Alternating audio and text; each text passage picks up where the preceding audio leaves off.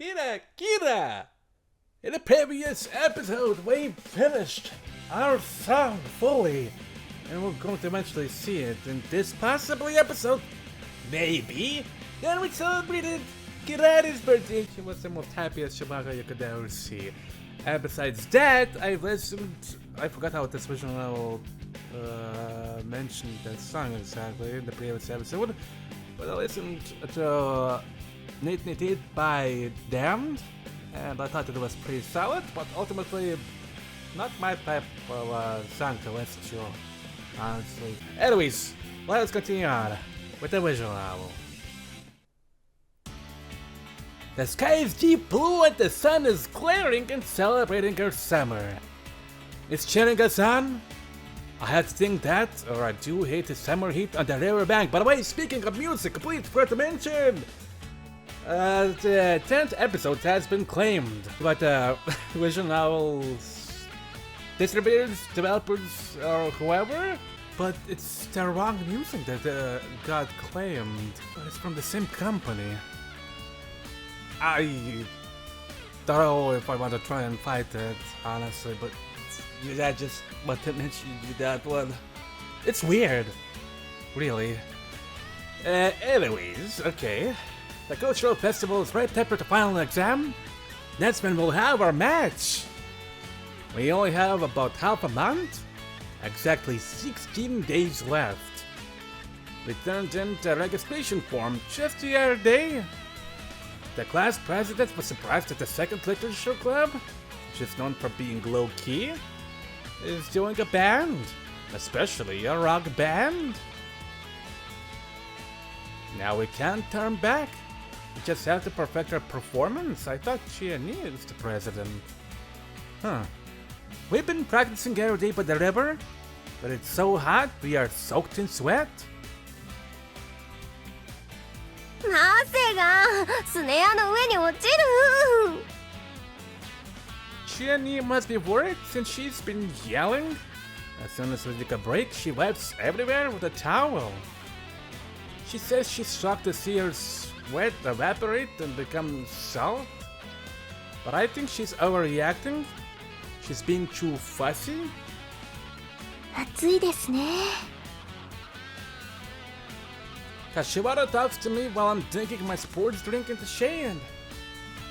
She has a shawl on to avoid sunburn, and a big hat to block direct sunlight. She looks like she just came from a summer resort. She's playing the electric guitar with this appearance. I can't deny saying it looks rather strange. How are you doing? Are you okay? はい水分もしっかりとってますし夜は静かに休養に当ててますから元気です最近は咳も出ませんし最悪でも本番まではなんとか持たせます Kashiwara shows her usual smile. Don't see that? I don't like how it sounds. Don't collapse at the stage or anything, okay? It's okay to do that if there's a miraculous happy ending waiting at the end, though. I say jokingly. 何のことですか Kashiwara doesn't get it. She looks lost. Never mind, just be careful, okay? For now, don't collapse today. はあでも毎日倒れてるってわけでもないと思うんですけど Are you sure? Well, at least once a week you get sick and miss school? 結構頑張ってますよね Kashiwara says happily. Maybe so with you. But in general, that's not normal. 頑張ります Kashiwara droops. サリナちゃんをいじめちゃダメだよ本番まで仲良く頑張ろう Kirari interrupts with a sweaty face. ねえねえ前から気になってたんだけどいい本番の時の衣装はどうするの Kirari asks loudly so everyone can hear. それなんだけど思ったより結構みんな普通よね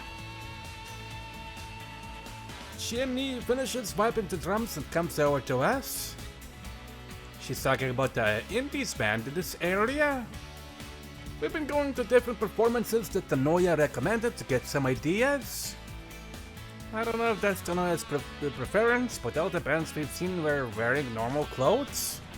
If anything, their hair was spiked or in a wild color, but that was about it. I've heard there are far wilder bands around, but at least we haven't seen them. Don't you think the uniform would do? It's school band after all. I get my idea. They'd be sad and mess up in wild costumes. それじゃあちょっと夢がないと思う。I don't think Chiani likes the idea. The strange costumes might look weird. Besides, what type of clothing are you talking about anyway? The Second Literature Club is doing the Bed at a Cultural Festival to mark the end of the club. I don't think we need to appeal in any way whatsoever. 確かに一理あるとは思うけど、なんだか鹿之助が言うとめんどくさいから言ってるように聞こえるんだよね。You're right, I don't even know what to think about it, and that's why I suggested a uniform. But I'm not wrong, am I? No, you're just lazy. Then Chiani frowns. そんな決め方、なんか嫌。でもそういう気持ちって大事かもしれません。Kashiwara interrupts. そういう気持ち？面倒だから制服で出ればいいとか、そういう投げやりでわがままな雰囲気。Oh yeah, 何か right. 殿谷さんや村上さんが言うパンクの精神というものに通じているような。ああ、なるほど。See? That's why punk rockers can't think too much. We'll wear the uniforms. 何調子に乗ってるのよ。If you don't like the uniforms, then we can wear our work outfits. We can move freely. Oh, I know. How about exercise shorts? We can even add headbands. We could do pigtails. People like things like that. There are actually a special section set up for that. コーナーって何のこと？ Kirari asks curiously. I can't really say it loudly, but when you go to video stores... わかった。もう言わなくていいよ。つうかあんたの趣味を並べてるだけじゃない。 Adult section? Chiani interrupts while she frowns. No, it isn't. How rude. We talk more, but we can't come to an agreement. So we decide to talk some more later. ねえ、でもさ、どんな衣装にしろ、鹿くんはやること決まってるよね。Kirari talks to me? What do you mean? 衣装だよ。どんなのにするかって。Huh? Are you listening? We haven't decided yet. 違うよ。What do you mean? I asked. 女装。Kirari mumbles in low voice. A cross-dresser? When I ask her, Kirari nods and looks at me. 鹿くんは女装しなきゃダメだよ。 Why? その方が面白いじゃん。 You think? あのね、私ね、バンドを頑張ったのはね、とにかく毎日面白いからなの。みんなでああでもないこうでもないって話しながら曲を作ったり練習したり変なことして怒られたり毎日楽しくて、だからね、本当にね、心から良かったなって思うんだ。 That's good, but what does that have anything to do with me being a cross-dresser? だから私にとってバンドのコンセプト、そういうのがあってね、それは楽しくて面白いってことなんだよ。 So if I don't dress as a girl, it's not fun for you anymore, huh? Okay. それが一番楽しくしよ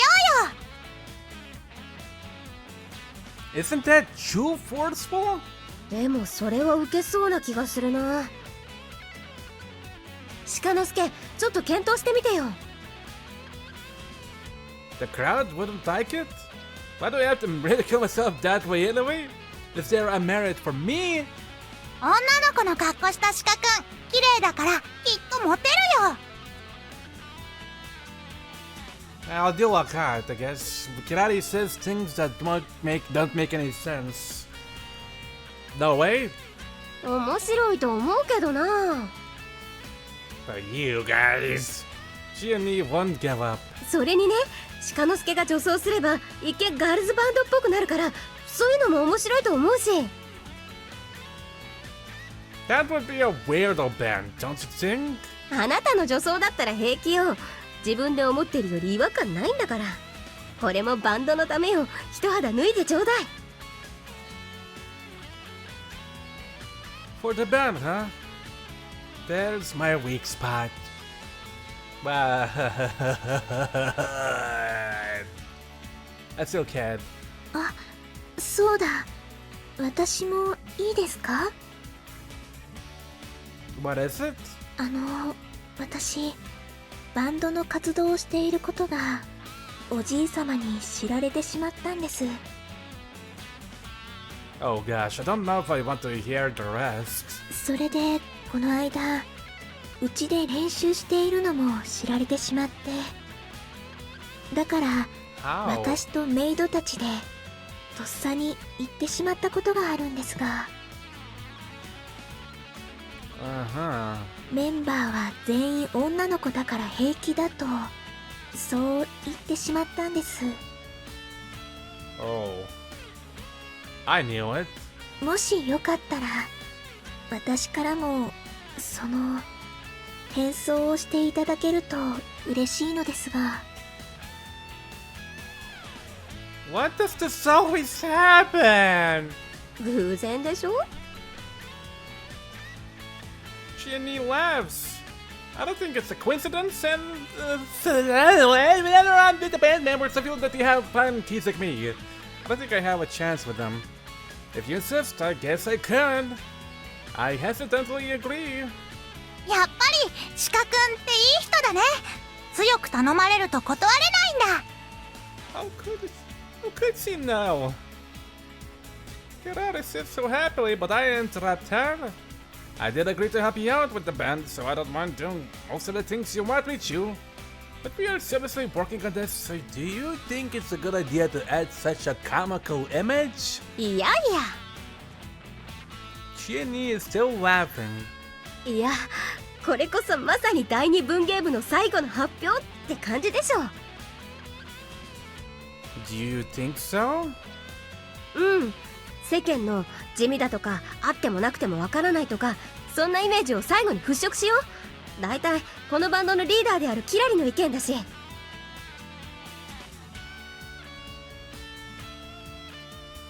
私リーダーじゃないよ。でもバンドの発起人だし、歌もすごく上手になったし。そんなことないよ。 I would like to hear that. Her singing. Kirari becomes bashful and turns beet red. まあ何にしろ、私としてはここまで来た以上はキラリのわがままを聞いてあげたいと思うのよ。いいじゃない鹿之助、それくらいしたって。 That's what everyone wants. I don't disagree. If we are going to go with these members, then we can't think of anyone else to be the center of the group other than Kirari. Actually, if it wasn't for Kirari, I wouldn't be here either. She's always initiating the practice sessions. She has the right to a little selfishness. But the only thing is, I don't think being in a drag is the only way to be interesting. I think there are more. 鹿くんは女装。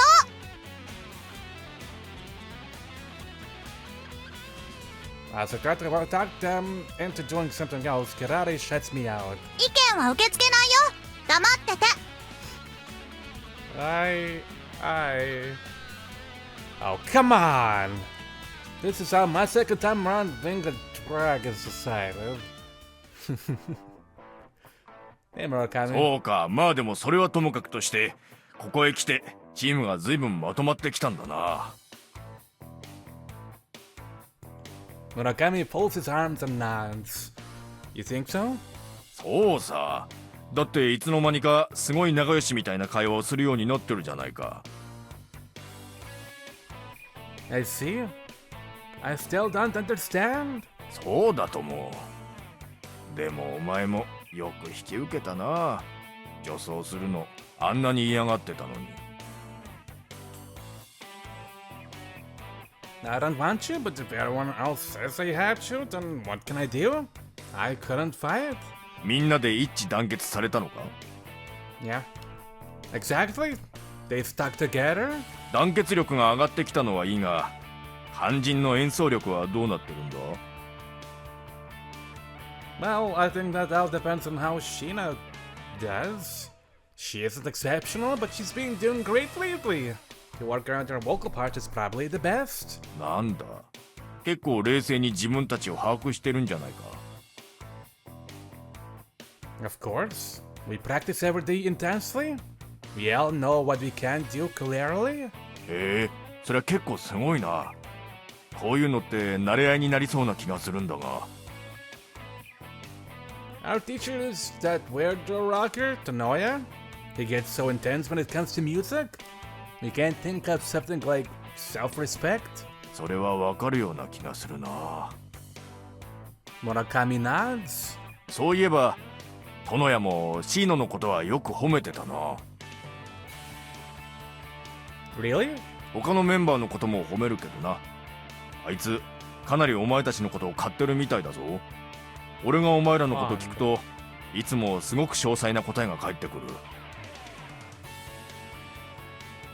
Do you think... Did you guys talk about us? それは気になるからな。Does that mean you think we're hopeful or helpless? 両方だな。I see. Anyway, I'm glad you think about us. But think about Sheena more than anybody. It's fun that she's the center of the band, but good or bad, she is the most unstable one of us all. 気分屋だからな。But I'm only talking about when we practice. We don't know how she will be at the performance. I guess we just have to wait and see. Oh yeah. 不安になるようなこと言うなよ。Well, I worry. This is our first night performance. We did a guerrilla type performance, but I know an actual performance is completely different. 緊張するか？ Yeah, I do. Murakami puts his hand at his chin. でもそれはちょっと羨ましいな。Murakami says sadly. Then, suddenly, with a smile, he continues. しかしお前、結局今年も女装するのか？公衆の面前で。You look happy. バカ言え。この俺が人の不幸を喜ぶはずないだろう。You're crying, though. これは悲しみの笑顔だ。Okay. What kind of smile is that? しかし、二人揃って女装か。仲間だな。俺たち、もしかしたら運命の糸で繋がってるのかもしれないな。How could you see something so nauseating with a straight face? ま、俺は超人だからな。I really think you are. それで、結局衣装はどうするんだ？ Who knows? じゃあ、お前はどんな服を着るつもりなんだ？スカートは履くのか？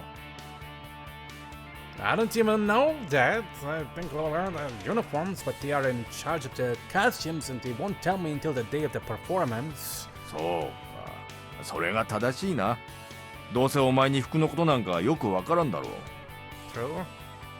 Don't be rude. I know more than you do. こんなことないぞ。いろいろ考えてある。そうだ。俺に任せてみないか？ In charge of what? 衣装のデザイン。What are you talking about? 大丈夫。俺だけじゃなくて、舞とみゆきも参加する。あいつら衣装を作りたいって言ってたぞ。将来服飾の仕事がしたいんだそうだ。You and the second grade pair? Why am I feeling uneasy about this? そう言うな。俺たちだって今日まで一緒に頑張ってきた仲間だろ。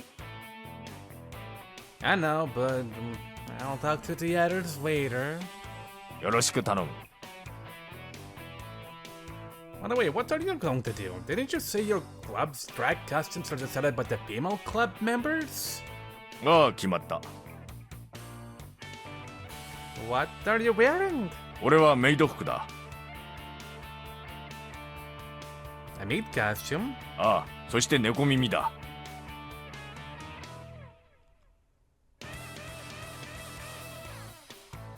Can we see that? なんか言えよ。 No, I can't. The same thing might happen to me too. そっか。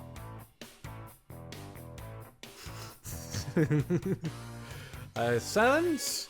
10 sides from both of us. でもさ、 Monokami starts after a while. だからって演奏は手を抜くなよ。 Of course not. We wouldn't do that. そうだけどさ、思ってたのと違う形でステージに上がるわけだからどうかと思って。 Why do you think we've been practicing so hard? That won't make any difference. So are you going to cut corners playing Go when you have a match in drag? まさか。俺の相手は部で一番うまいやつだ。新聞にも載ったことあるやつなんだぞ。しかも場所は体育館のステージ。おそらく囲碁部史上最大のギャラリーが集められるだろう。なんとしてもそこで勝ちたい。たとえ全ての観衆が猫耳しか見ていなくともな。 Murakami holds his best as he says. Good luck. お前こそ。 Silence?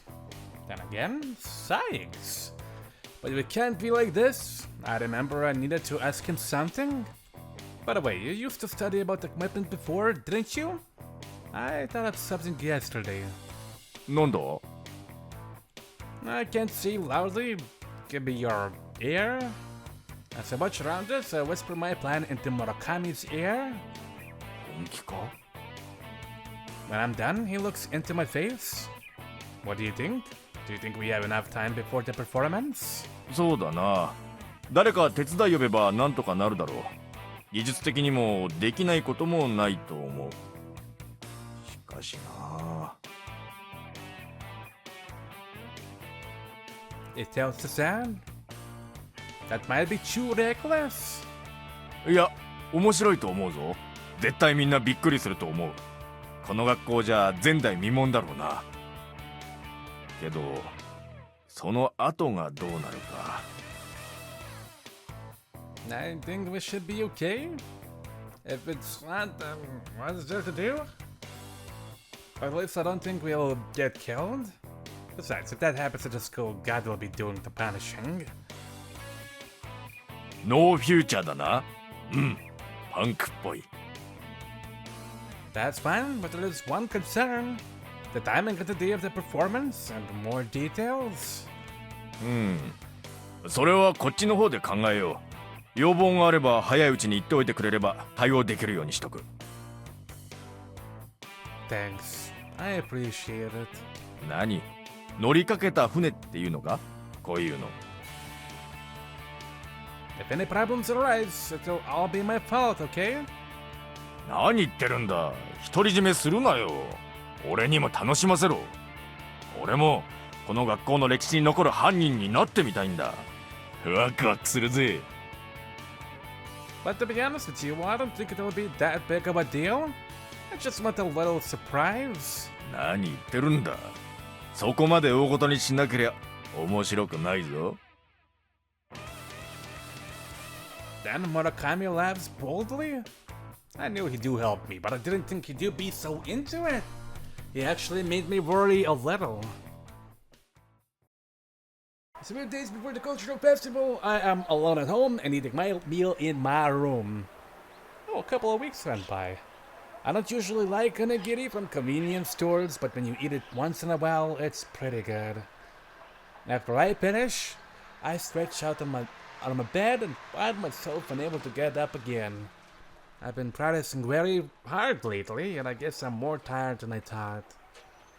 So I decided to take a rest and turn on the TV. I flipped through the channels and found a tennis program on the educational channel. Since I used to be in the tennis team, I'm interested. A retired tennis pro was teaching kids how to serve. I met this retired tennis player before. Once we had a tennis match with a famous tennis club, there was a retired tennis pro who used to belong to that club. After the match, he joined the practice too. Just like how he is on the TV show, he taught us the OB1 Academy tennis club members. He taught me to serve better. I guess I was pretty serious about tennis. It seems like it was a long time ago.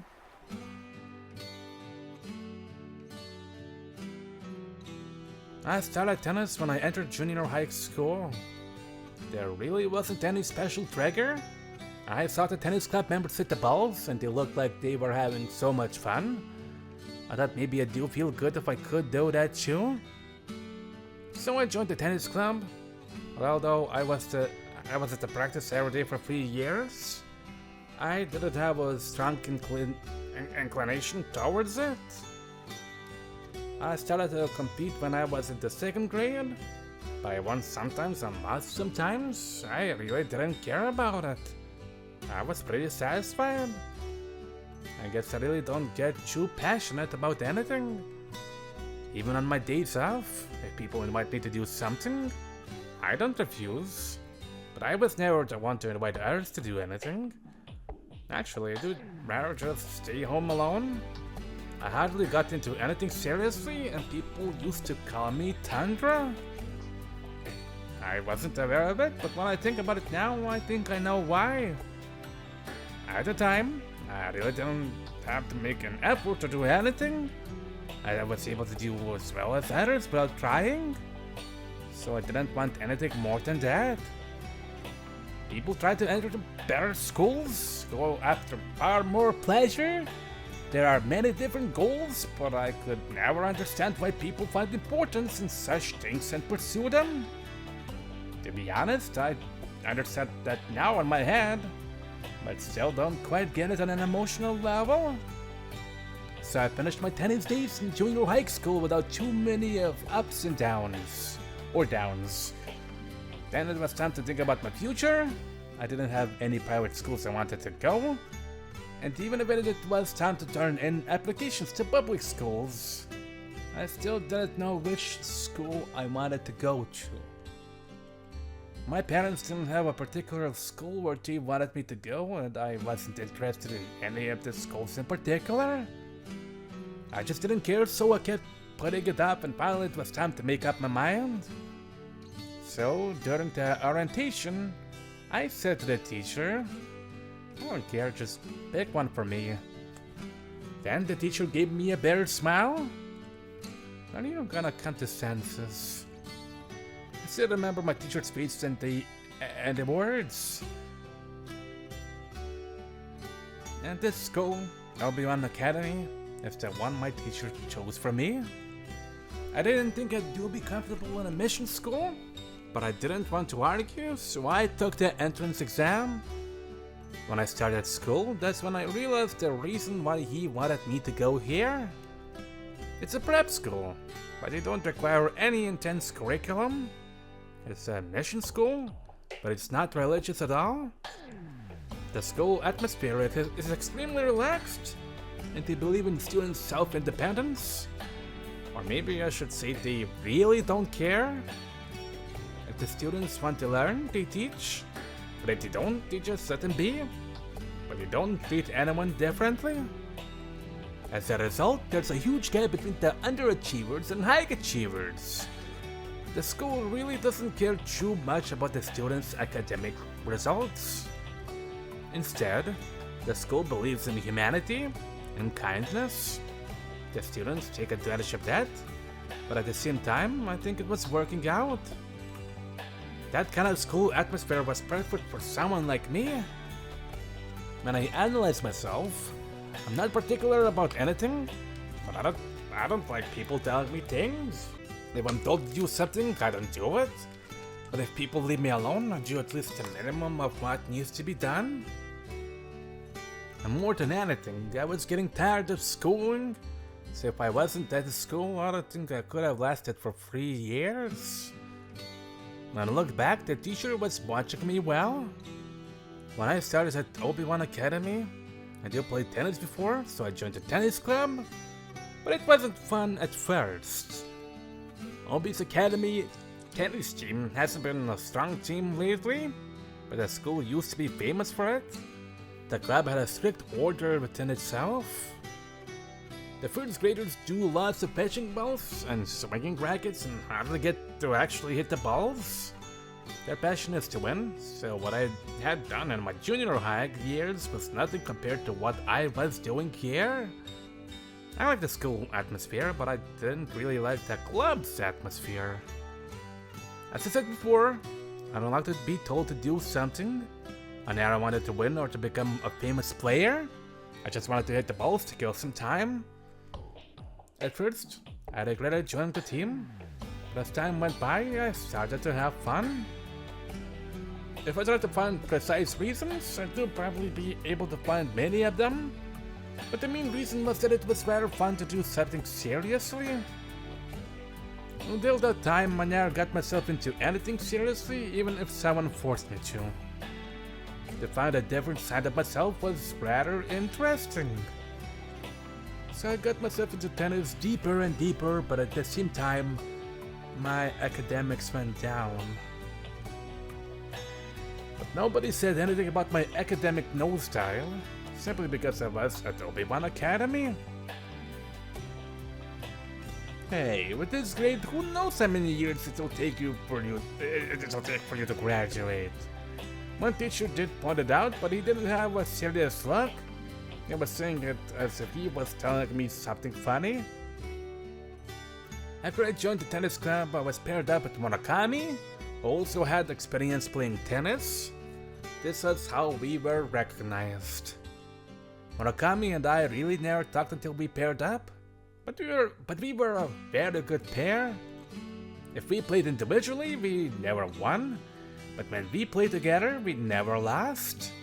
And by the fall of our first year, we made it on the team. I don't mean to brag, but it's highly unusual for first graders to make on the team at Obi-Wan Academy. And then we played our first official match. Our pair kept winning and we advanced just before the national level. It was a good match, but the way we lost wasn't too good. The opponents were first graders too. We lost against them when we played at the district level, so this was our second loss. I was actually surprised that my game plan, which I was confident about, didn't work at all. I told myself that they were simply better than we were, but the other first graders and the female club members who were cheering on us were very depressed. Since it was our match, why did he have to be so depressed? I was surprised, but I also felt responsible at the same time. Then I realized that I was there representing the school and I couldn't lose that easily. I didn't like the fact that I made others feel depressed. After that, we started to practice even harder. Our mission as team members was to become better than the pair we lost to. If we couldn't defeat them, we wouldn't be able to go up to the national level before we graduated. In other words, if we became a stronger pair, then the national match would come closer. Supposedly the other pair belonged to a famous tennis club, but we thought that if we trained hard, we should be able to defeat them. We practiced even during the long break between the semesters. Since I didn't have anything else to do, it really wasn't too much of a problem for me. And that's when Murakami and I started to talk a lot. Unlike me, Murakami liked to act cool and he believed that winning a match is cool. Got to think of it, back then Murakami was very pure too. At first I didn't think we could get along because of the difference in characters, but we both wanted to win and that was the same. The chance for revenge came in spring. In the preliminary at the end of the school year, we earned the title to participate in the spring competition. Of course, our pair was on the team. This time we registered in 2 categories, the group and the doubles. We didn't do well, so we lost the doubles early on, but we were matched to the group. It was the second round. One of them was an excellent player, so I was afraid that he would play individually, but I was wrong. He came to play doubles and we were matched against each other. But we lost again, therefore our team was finished too.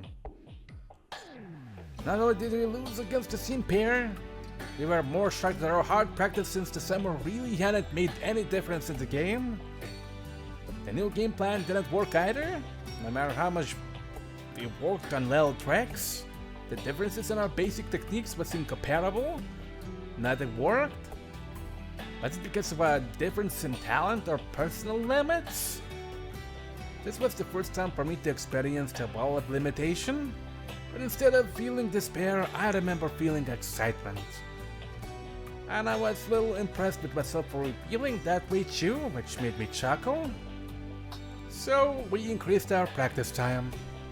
Even after the club activity time was over, we practiced on our own whenever we had free time. With sports, more practice doesn't always mean you will get better results. Overpracticing can cause problems too. I was aware of that, but we thought that was the only way for us to win over them. A lot of successful athletes have undergone rather reckless practice. There must be something special there. That's what we thought, but things didn't work out the way we wanted to. All of a sudden, I hear a strange noise from my ankle and found myself unable to stay upright. Despite the awful pain, the injury itself wasn't too bad, but I still couldn't practice for a while. The doctor told me it would take about a month to recover. Things could have been worse, but the whole month seemed like a long time. I didn't even want to waste 30 minutes. While I was sitting around, the opponents were practicing, getting better. If I didn't practice for a day, that's how much better did you get. We couldn't get to their level, even after the hard practice a year before. I arrived at the conclusion that we just couldn't beat them quite easily, but at the same time I really didn't want to give up either. The braces came off 2 weeks early, and the day the doctor gave the okay to practice, I joined the training camp at school. It had been a while since I stood at the court. It felt a little different. At first, I thought it was because of lack of sleep. I felt cold and a little bit of nausea. I felt groggy too. I wondered if I caught something. Anyway, I didn't have time to worry about that. I kept practicing. Back then, I really didn't take care of myself that well, and even when I had a cold with a fever, I went on with my regular activities. But I couldn't that day. I was feeling more chills and my throat felt extremely dry. I was sweating like crazy and felt dizzy. Soon, I couldn't even stay standing. My fingers that were holding the towels were shaking. Maybe I moved around too much after a long break. So I slowed down quite a bit starting the next day. I took more breaks and made sure I didn't overdo it, but the situation didn't improve. By that time, I knew it wasn't just a cold, but I didn't know what was wrong with me. The only thing I knew was that whenever I started practicing, I started to feel ill. After I was discharged from the hospital, I wasn't doing well in the first place, but when I stood on the court, all the symptoms got worse. People see that when the Halley's Comet goes by, the amount of oxygen in the air gets less. I know that's just a myth, but if it were true, maybe that is what it do feel like. When there's a lack of oxygen, then you can't breathe. No matter how hard you inhale, your chest doesn't get relieved. Instead, the more you breathe, the worse you feel. Your hands and legs start shaking and you start to see spots. Your body loses the ability to inhale oxygen all of a sudden. Just like fish out of water, you will die. I felt like I was going to have a panic attack. I felt so scared that my legs were shaking. Some possibilities came to my mind, but I just shut my eyes. A situation like this was, in a way, rather unusual and interesting. I actually wanted to challenge myself to see how far I could go. Eventually, I thought I might overcome my limits, but it didn't work that way. My body and my mind finally hit the limit and I collapsed while holding the racket. I regained consciousness in an ambulance. By the time I got to the hospital, I was feeling much better, so I told the doctor I could go home, but he didn't listen. He took me to the respiratory department and then onto the psychosomatic department. The old doctor in the psychosomatic department diagnosed me with panic attack triggered by autonomic imbalance. According to the doctor, the stress from wanting to get better at tennis had caused it. The injury may have given me a trauma too. The combined factors caused the symptoms I was experiencing. I never even felt that way myself. In fact, I always thought I was acting according to my will. So I couldn't understand that diagnosis at all. But once the doctor said so, nobody would listen to me. I was reluctant, but I was to stay away from tennis and take some medication to relax, at least for a while. But I lied. I said I was better after a week. As the test stood on the court, I felt the panic attack coming, but I was able to deceive everyone by acting normal. I secretly threw away the medication the doctor gave me. I told the coach and my family that I was better. I even practiced by a poker face in front of the mirror so nobody would notice me experiencing the attack symptoms. I was always good at hiding my feelings. Also, I should be able to ignore my physical symptoms as well. Naturally, the symptoms got worse. After a month, I was feeling the symptoms even after court. I couldn't sleep at night, I couldn't eat, I lost weight, and I was vomiting all the time. Of course, my family, my girlfriend, and the people around me got suspicious. Yes, I had a girlfriend back then. We started to go out just before I got sick. I didn't even tell her the truth. Even when she asked if something was wrong, I just laughed. We started to go out because I was playing tennis, so I couldn't tell her anything about this.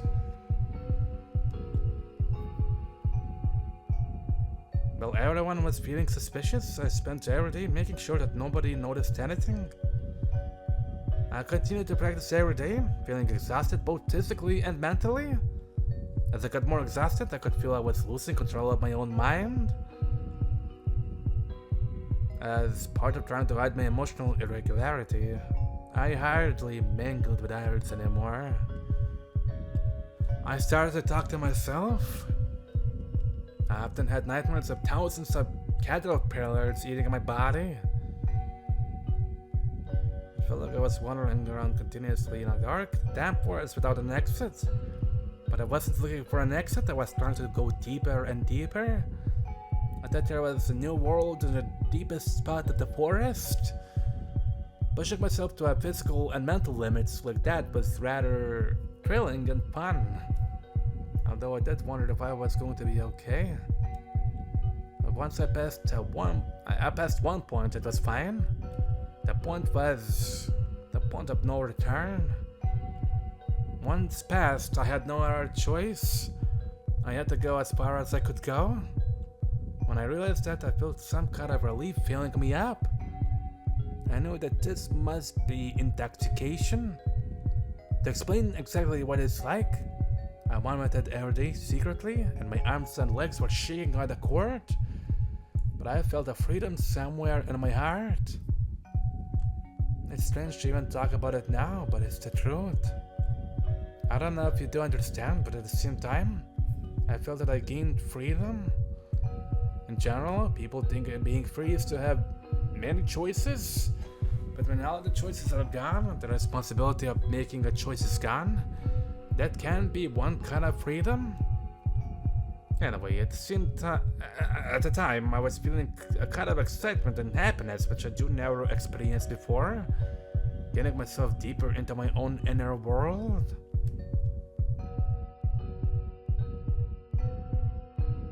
Of course, that didn't last for long.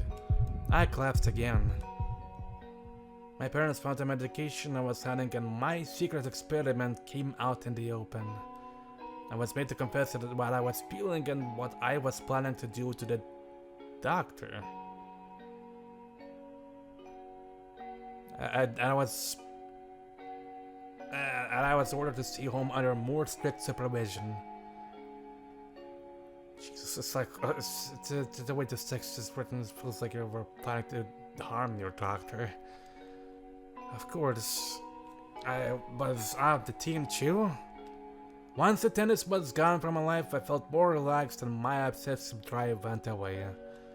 I didn't even feel disappointment or despair. I didn't have the will to win over my rivals. I didn't even want to become a famous tennis player. People said I was lucky I didn't die, but it didn't mean anything to me. I didn't even feel relieved that I was saved. It was like the silence after a party.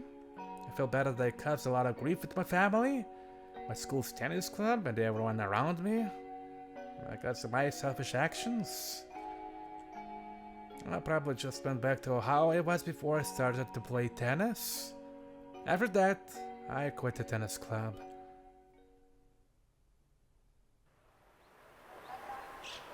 As the band is becoming more fun, I'm reminded of that episode in my life. I don't like that. I feel that when I get into something bad may happen. But it's different this time. I'm doing this for the band members, not for myself. If I think that way, I can feel more natural. Besides, the band's activities will end after the cultural festival.